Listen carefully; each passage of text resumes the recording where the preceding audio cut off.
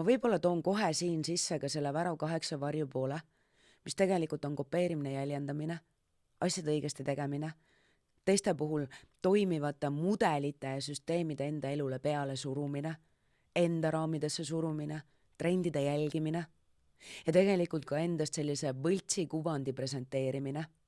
Ma ütleksin, et tegelikult värav 8 varjupoole pealt me võime leida ka sükse ebaeheda persooni brändingu.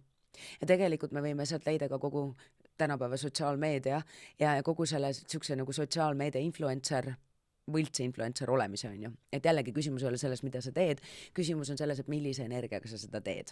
Ja see on ka süke võtmetarkus värav 8 puhul.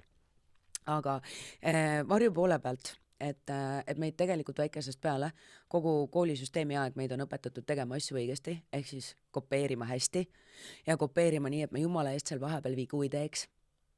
Tead küll, on üks õige vastus. Sa võid valesti maalimise eest saada ka kehva hinde, mis minu meelest muide on puhas vägivald. Minu meelest on erakordselt vägivaldne loovat eneseväljendust hinnata ja minu meelest on erakordselt vägivaldne, rääkimata sellest, et see on super subjektiivne, on võrrelda inimesi lähtudes enda loovast eneseväljendusest, sellepärast et loomingu eesmärk ongi olla originaalne.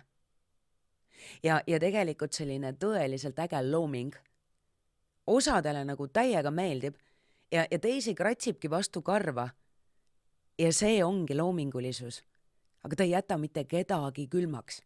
Nüüd sina ka, värav 8-ga, võiksid ju elada sellise loova, inspireeriva, julge eeskujuna.